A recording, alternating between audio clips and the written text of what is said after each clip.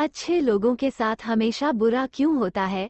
वहीं जो लोग बुरे कर्म करते हैं और अज्ञान की राह पर होते हैं वो खुशहाल दिखते हैं। श्री कृष्ण ने इसका जवाब गीता में दिया है।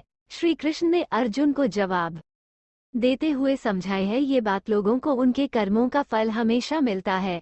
आपने महसूस किया होगा कि जो लोग अच्छे कर्म करते हैं वो परेशान रहते हैं, वहीं जो बुरे कर्म करते हैं वो खुशी से रह रहे होते हैं। अच्छे कर्म करने वाले परेशान होते हैं कि आखिर उन्हें इतनी परीक्षा क्यों देनी पड़ रही है, जबकि जो अधर्म की राह में है वो खुश हैं और जिंदगी का लुत्फ उठा रहे हैं। अगर आपके मन में भी ये सवाल आया है तो आज हम आपको इसका जवाब देंगे। ये जवाब वो है जो भगवत गीता में लिखा है और श्री कृष्ण ने अर्जुन को दिया था। भगवत गीता में वर्णित कथा के अनुसार जब भी अर्जुन के मन में कोई दुविधा होती थी तो वो श्री कृष्ण के पास पहुंच जाते थे। एक बार की बात है, अर्जुन भगवान श्री कृष्ण के समीप आकर कहा कि वो दुविधा में हैं और इसका जवाब वो श्री कृष्ण से चाहते हैं। श्री कृष्ण ने पूछा कि क्या सवाल है? अर्जुन ने कहा मुझे ये जानना है कि अच्छे लोगों के साथ हमेशा बुरा ही क्यों होता है, वहीं बुरे लोग खुशहाल दिखते हैं। अर्जुन के मुंह से ऐसी बातें सुनकर श्री कृष्ण मुस्कुराए और कहा मनुष्य जैसा सोचता है और महसूस करता है वैसा कुछ नहीं होता है, बल्कि अज्ञानता की वजह से वो सच्चाई नहीं समझ पाता है। अर्जुन उनकी ये बात समझ नहीं पाए। इसके बाद श्री कृष्ण ने क्या कहा वो जानते हैं। श्री कृष्ण ने अर्जुन से कहा, पार्थ मैं तुम्हें एक कथा सुनाता हूँ, उसे सुनकर तुम समझ जाओगे कि हर प्राणी को उसके कर्म के हिसाब से ही फल मिलता है। प्रकृति हर किसी को अपनी राह चुनने का मौका देती है। अब वो मनुष्य की इच्छा पर निर्भर करता है कि उसे धर्म की राह चुननी है या अधर्म की। कथा शुरू करते हुए श्री कृष्ण ने कहा, एक नगर में दो पुरुष रहा करते थे। एक पुरुष व्यापारी था जिसके जीवन में धर्म की बहुत महत्ता थी। वो पूजा पाठ में यकीन रखता था। वो हर रोज मंदिर जाता था और दान धर्म भी करता था और हर रोज भगवान की पूजा करता था। वहीं दूसरा पुरुष बिल्कुल विपरीत था। वो हर रोज मंदिर तो जाता था लेकिन पूजा करने नहीं, बल्कि मंदिर के बाहर से जूते चप्पल चुराने। उसे दान और धर्म से कोई लेना देना नहीं था। समय बीतता गया और एक दिन बहुत जोर की बारिश हो रही थी। इस वजह से मंदिर में पुजारी के अलावा कोई नहीं था। ये बात जब दूसरे पुरुष को पता चली तो उसने कहा कि ये सही मौका है मंदिर का धन चुराने का।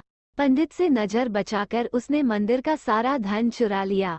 उसी समय धर्म कर्म में विश्वास रखने वाला व्यक्ति भी मंदिर पहुंचा। दुर्भाग्य से मंदिर के पुजारी ने उसे ही चोर समझ लिया और चिल्लाने लगे।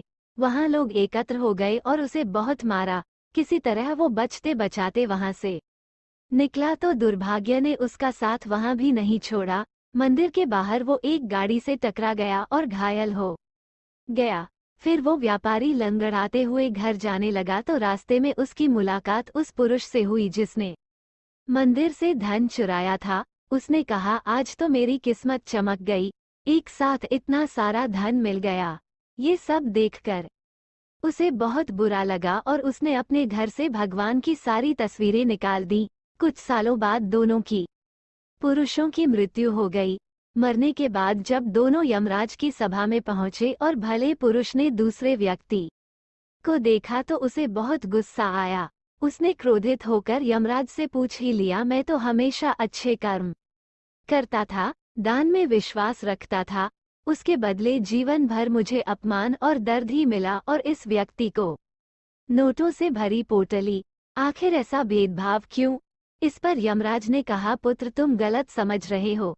जिस दिन तुम्हारी गाड़ी से टक्कर हुई थी वो दिन तुम्हारे जीवन का आखिरी दिन था, परंतु तुम्हारे अच्छे कर्मों की वजह से तुम्हारी मौत सिर्फ एक छोटी सी चोट में बदल गई।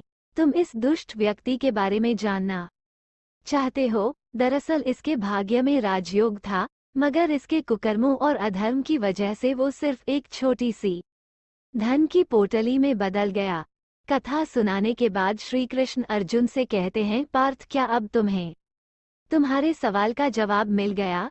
ऐसा सोचना कि भगवान तुम्हारे कर्मों को नजरअंदाज कर रहे हैं, ये बिल्कुल भी सत्य नहीं है। भगवान हमें कब क्या किस रूप में दे रहा है मनुष्य को समझ में नहीं आता है। मगर आप अच्छे कर्म करते रहें तो भगवान की कृपा हमेशा बनी रहती है, इसलिए अपने अच्छे कर्मों को बदलना नहीं चाहिए, क्योंकि उसका फल हमें इसी जीवन में मिलता है।